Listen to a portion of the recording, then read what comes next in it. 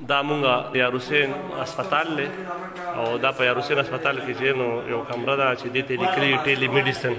په ټیلی میډیسن کې چې نو دغه دا مونږ منیجر صاحب هم راوستی دی او دا ډاکټران صاحبان مونږ سره ناست دي.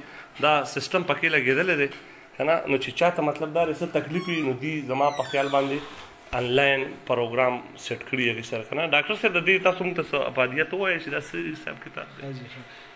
دا خو ټیلی میډیسن کې زمونږ په مختلفو هفته کې چې کوم دی نو مختلفو ورځو باندې او پی ډي لکه هغې حساب سره چې کوم ایمرجنسي کیسز ني او سلیکټډ کیسز نو لکه هر یو خپل ورځ ده.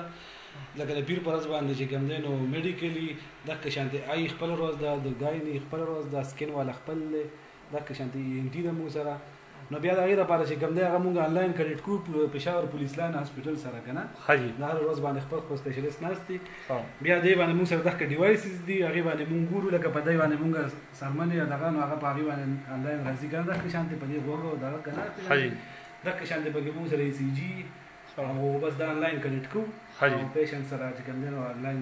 تاسو د دې څه ایکسټرا پیس پیس نه جي نه خو بس نارمل دغه دی. بس مطلب څه دغه یې نشته. بس دا پیډۍ چټۍ دی که نه 10 روپۍ. ها جی 10 روپۍ. ها او هر قسمه مریض مطلب دا دی لکه او جی لکه سکین والا خپل دغه دی هغې حساب سره ګورو. دغه والا ای ان ډي والا غوږ او پوزې او مرۍ چې کومه مسله یې هغه هغې ورځ باندې بس هغه ګورو هفتې په ورځ باندې دغه شانتې. او نو دغه یې که نه مونږ مخکې نه اپواینټمنټ واخلو هغې حساب سره بس بیا چې کوم دی نو فالو اپ او دغه یې کوو که نه شانتې. نور خو بیا زمونږ ایم ایس صاحب دی هاسپټل دې سره چې کوم دی نو هغه وکړې که نه دوی د نورو دغه کې څنګه ایم ایس صاحب تاسو دلته مریضان ډېر راځي په دې باندې پوه دی خلک چاته پته شته نشته؟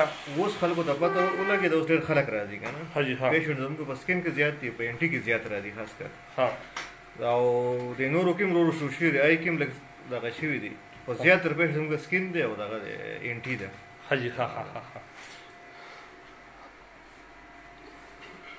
مهندس صاحب تاسو ته څه تکلیف؟